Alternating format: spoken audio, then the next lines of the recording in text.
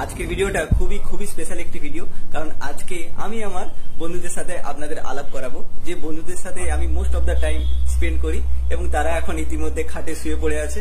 আমিও ল্যাথখোর, আমার বন্ধুরাও ল্যাথখোর। চলুন তাদের সাথে আলাপ করে নেওয়া যাক। এই ভিডিওটির মোট দুটো পার্ট। আগের পার্টটা যদি না দেখে থাকেন তাহলে অবশ্যই সেই ভিডিওটা আগে দেখে নেবেন। বাট বাকি কালার কোথায় গেল? এসে গেছে। ভিডিওটির মূল প্রসঙ্গে যাওয়ার আগে আমি দুটো কথা বলবো। এক নম্বর, প্রায় 2-2.5 বছর হতে চললো আমি বইগুলো কালেকশন করা শুরু করেছি।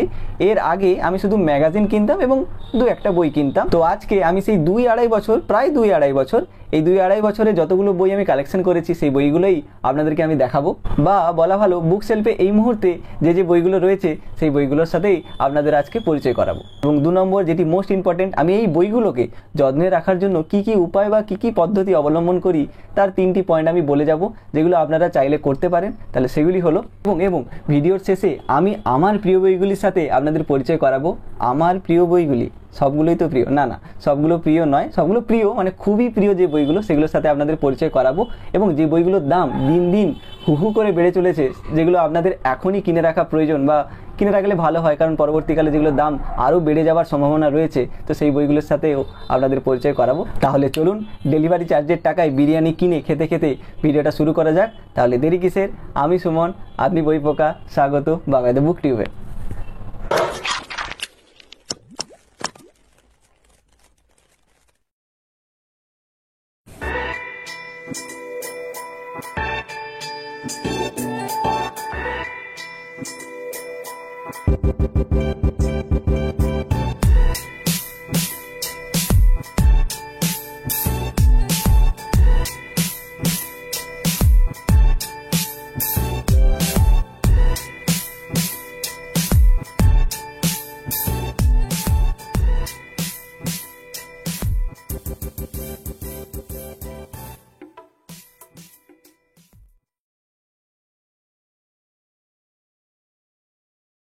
এই বন্ধুদের একটু বেশি গুরুত্ব দিতে হয়। আপনি যদি 2 সপ্তাহে একবার যদি হয় খুবই ভালো কথা, যদি নাও হয় আপনাকে মাসে একটিবার হলেও এদের বুকশেলফ থেকে বের করে এদের উপর জমে থাকা ধুলো পরিষ্কার করতে হবে। এবং 2 নম্বর, যেটা খুবই গুরুত্বপূর্ণ, সেটা হচ্ছে এই বইগুলোকে ডাইরেক্ট রোদে রেখে দেবেন না।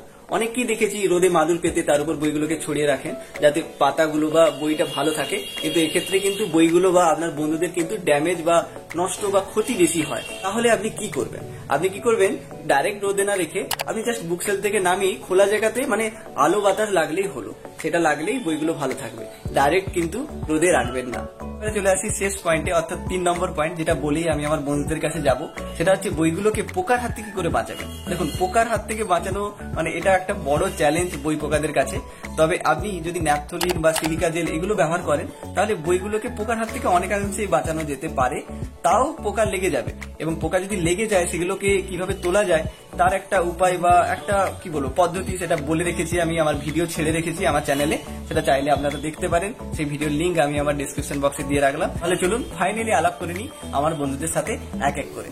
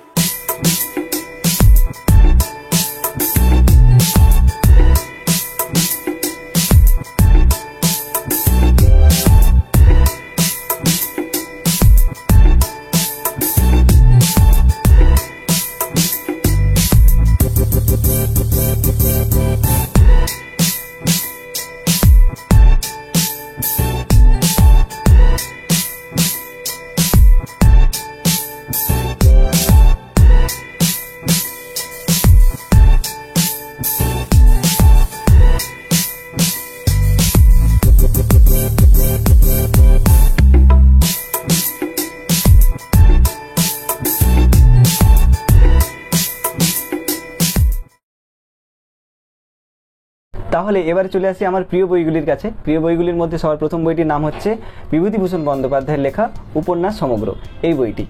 এবারে চলে আসি দ্বিতীয় বইটির কাছে। দ্বিতীয় বইটির নাম হচ্ছে সরঞ্জিৎ চক্রবর্তীর লেখা আলোর গন্ধ, এই বইটি। তৃতীয় বইটির নাম হচ্ছে সরঞ্জিৎ চক্রবর্তীর লেখা অদম্য, অদম্য সিরিজের এই 3 নম্বর বইটি। 4 নম্বর বইটি হচ্ছে শরৎচন্দ্র চট্টোপাধ্যায়ের লেখা শরৎ রচনাবলী, এই বইটি। 5 নম্বর মানে পরের বইটির নাম হচ্ছে প্রীতম বসুর লেখা পাঁচমুড়োর পঞ্চানন মঙ্গল। এরপরে যে বইটি রয়েছে সৈয়দ মুস্তফা সিরাজের লেখা কর্নেল সমগ্র। এর পরের বইটি হচ্ছে যেটা আমার খুবই খুবই কাছের এবং খুবই প্রিয়, মানে আমার কাছে এটা একটা রত্নের মতো, সেটি হলো সত্যজিৎ রায়ের লেখা শঙ্কু সমগ্র, এই বইটি। এর পরের বইটি হচ্ছে বিভূতিভূষণ বন্দ্যোপাধ্যায় এবং তারাদাস বন্দ্যোপাধ্যায়ের লেখা তারানাথ তান্ত্রিক সমগ্র, এটা হচ্ছে তন্ত্রের মাস্টারপিস। এর পরের বইটা হচ্ছে হুমায়ুন আহমেদের লেখা মিসির আলী সমগ্র, এর 2টো পার্ট, একটা পার্ট আমার কাছে আছে। এবারে আজকের মতো শেষ 2টো বই। শেষ 2টো বইয়ের মধ্যে হচ্ছে প্রথম বইটির নাম সরঞ্জিৎ চক্রবর্তীর লেখা জোনাকিদের বাড়ি এবং দ্বিতীয় বইটির নাম হচ্ছে সরঞ্জিৎ চক্রবর্তীর লেখা পাল্টা হাওয়া, এই বইটি। আমার প্রিয় বই অনেকগুলোই রয়েছে, কিন্তু এইগুলোর দাম আমি দেখছি রিসেন্টলি খুবই হু হু করে বেড়ে চলেছে। আপনারা চাইলে এগুলো কিনে রাখতে পারেন। আমি এগুলো সংগ্রহে রেখেছি কারণ পরবর্তীকালে এগুলোর দাম যা বাড়ছে। এছাড়া আরও 2টো বই আমি মিস করেছি, সেই 2টো বই হলো